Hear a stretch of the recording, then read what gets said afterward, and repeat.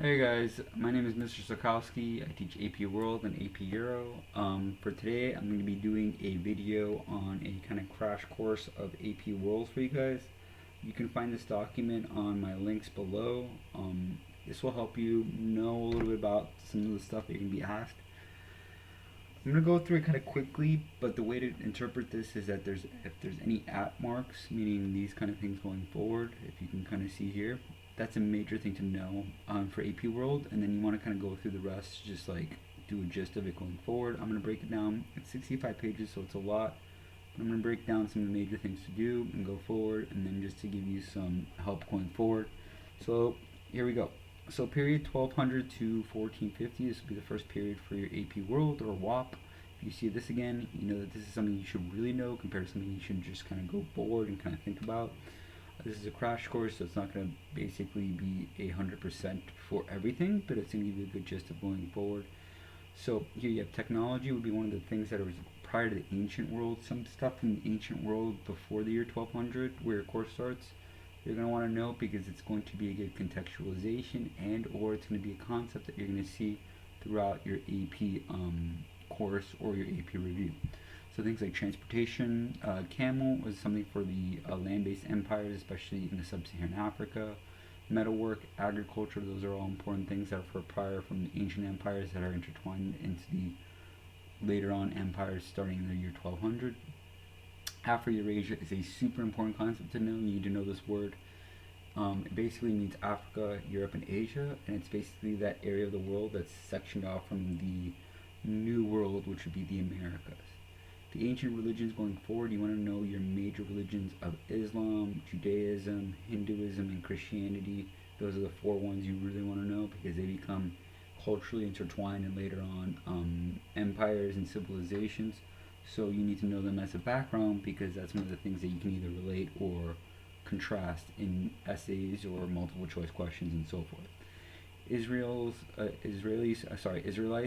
basically are monotheistic. That's one of the things they love to ask is Judaism, Christianity, Islam, monotheistic. If it's Hindu, they're doing a compare and contrast to those things.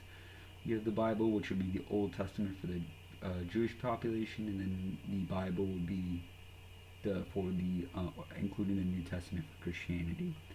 The ancient Chinese, they don't have a major religion, but they have Confucius ideologies. You need to know Confucius.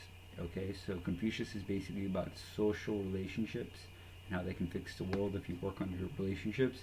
And the number one relationships would be children to parents. Okay, and that's filial piety, which is something you want to know as a major concept going forward. So know your Confucius. Buddhism would be the Eightfold Path. You have Siddhartha Gautama, which is basically the idea of in the Bhagavad Gita, which is basically the idea of the idea is basically he's more of a enlightenment, eightfold path. Eliminating desire would be basically the way to achieve nirvana. A little bit of Buddhism, but you want to get more of the idea of Hinduism is huge, and Islam, Christianity, Judaism are intertwined in later on empires. Now, Silk Road is huge because this is interpreting the Afro-Eurasia area of the world, Africa, Europe, and Asia being linked in. And the major trade network, land-based one, will be the Silk Roads. It's named Silk Roads because silk was a popular item to have on it, but it wasn't just silk being traded there. And it intertwines with Christianity, Buddhism, and Brahmanism, which is also later on referred to as Hinduism. Okay, so Silk Road is very, very important. The Qin Dynasty would be the ancient dynasties before the Song and Tang, where your course starts. But you want to know that they created the first Shi Huangdi, or like the Emperor Dynasty kind of thing. And then that's basically where you get the Tang Dynasty, Empress Wu, which would be one of the one people that you want to know going later on as a major empire. Christianity gets popularized during the Roman Empire through martyrs. They have churches and basilicas. Later on, the Roman Empire falls, but it still lasts in Byzantium, which would be under Justinian. And in Byzantium is where your course kind of takes off. Byzantium's major thing has the Hagia Sophia, which is a famous basilica. Later on, when the Ottoman Empire takes over, they are Muslims, so they changed this this Christian symbol of the Hagia Sophia into a mosque, and it's actually a very famous building that you can kind of go visit today. So you want to know your Byzantium, you want to know Justinian. Hinduism, you want to know that's basically Hinduism has the Bhagavad Gita. Buddhism does not have the Bhagavad Gita. Hinduism has the Bhagavad Gita. This is later on prior called Brahmanism. Okay, and Bhagavad Gita is basically their holy book. And one thing you want to know about Hinduism is it's polytheistic. Later on, you have Islam. Islam is monotheistic. It has the 5 pillars. It's based off Muhammad, the final prophet. It's broken down into these 2 sections of Islam, which would be Sunnis and Shiites. Sunnis are any good Muslims can lead. The Shiite has to be a bloodline of Muhammad, is the next successor in line to take over after Muhammad. And they both have Sufis. Sufis is super important. These are the mystics that both major branches of Islam have, and these are 2 branches of Islam. If you don't know what I'm talking about, you need to know. If you want to know one thing you need to know from here, as a quick crash course, it's going to be the Sufis, okay? Japan in the 1600s is prior between the year 1200s kind of coming in, but that's something that we'll cover later on in the PowerPoint. But they start to basically take a lot of their knowledge from China through selective borrowing, and they believe in the Heavenly Emperor, so they take a lot of their culture, their ideas from the Chinese, but they do their own rendition of it, but you see a lot of intertwining here. Prior to the year 1200, you have the Mesoamericans, and Mesoamerica literally means the central area of the Americas. You're not going to get a lot of North American questions in your AP World exam. You're going to get Middle America and South America. Mesoamerica and South America are going to be the ways that they're going to be talking about it, but they're not going to name it South America. They will call it like the Inca Empire or the Mayan Empire or the Mesoamericans. That's how they're going to refer to it in your course. Okay, so remember, there's a review map and map image videos that I have. I'll put links in my channel. Those are stuff that you need to cover as you go forward. So the Teotihuacans would be one of those major places in modern-day Mexico, Mesoamerica. You want to know the Mayans were good at mathematics and agriculture and architecture, so they created great designs of empires. And the one thing you want to really know from Central Asia leading into this time would be the Mongols. Okay, Mongols. They're the biggest empire, land-based empire of the time. China, India, Middle East, all the way to Russia. Pax Mongolica was basically the peaceful time under their rule. If you did what they said, you were peaceful. They were nomadic, so they depended on steppes and dry grasslands, meaning they were prairie.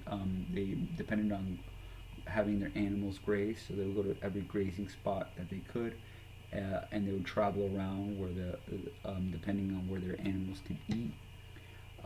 They were fierce fighters, so if you did what they said, that you pay a tribute, you'd be okay. If you didn't, they would take the money from you because they're amazing fighters. Changus Khan would be the basically known as the universal leader.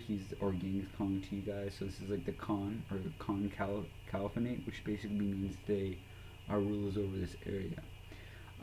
He was a talented military leader, horsemanship and military skills beyond approach for the Mongols, so that gave them the technological edge over other people.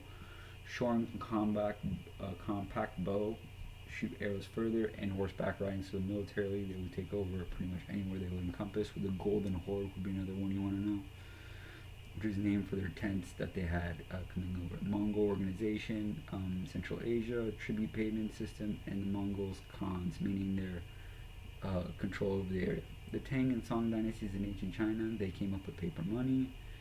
Tea, silk, porcelain, Canton, which is their major trading hub, and the major person of travel and trade would be Zhang He. Zhang He is like the Columbus of Chinese empires. Okay, so you know how Columbus was exploring, like you know Columbus. Zhang He is the one you want to know for explorers for ancient Chinese civilizations. Economic revolutions, they had agriculture. Champa rice would be the one that you would want to know for their agriculture. They had places from, that's this rice here, but that's one of the ones that you would be talking about. Urbanization, agricultural revolution is important. Cosmopolitan cities, Silk Road and Indian trade, Ocean, those are 2 trade networks you want to know really well.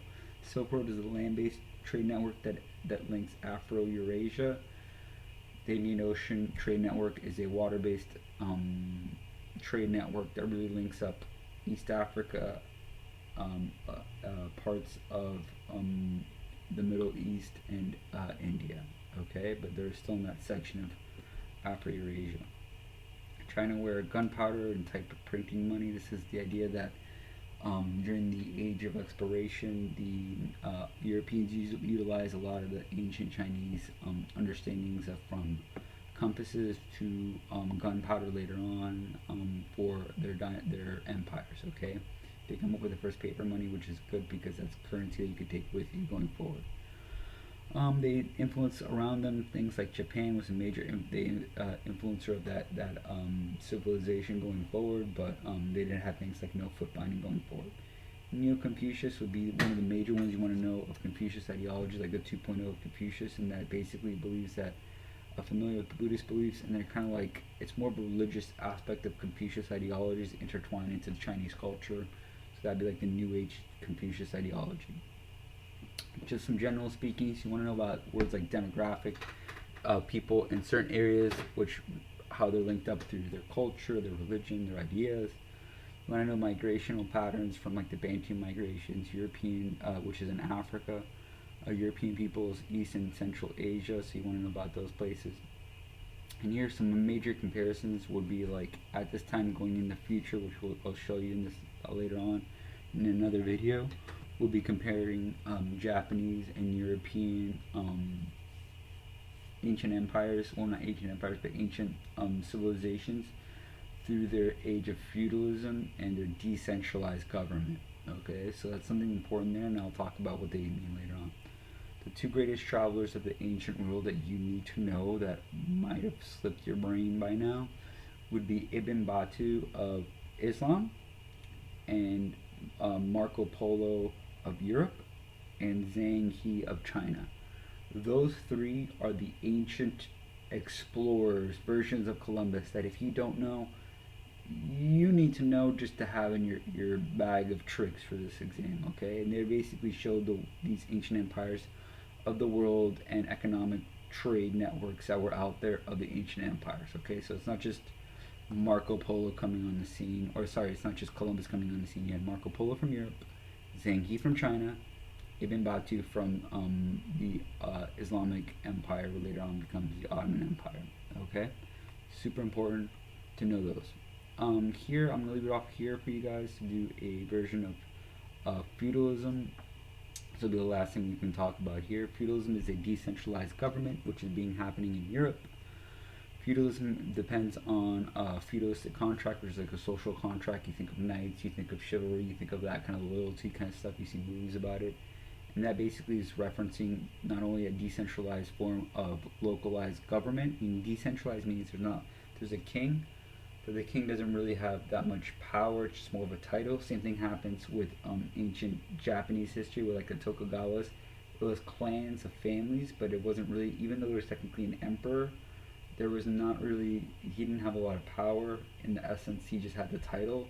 You could only depend on the people that were next to you, so that's a decentralized form of government. And they love to compare Japanese feudalistic times to European feudalistic times because they're happening at the same time, and they both have similarities and they have differences with your actual, area, land, and culture and so forth. Alright, and chivalry is basically the idea of like, loyalty to one's lord. I'm going to leave it off here. This is a 65 page one, so this is like 10 pages, so hopefully every video I can go through 10 pages and do it like 5-10 minutes. Again, if you like the video, like and subscribe. It's important to get, this is why I keep making those videos. If not, I'm not going to make them. Alright guys, have a great day, and yeah, hope you enjoy.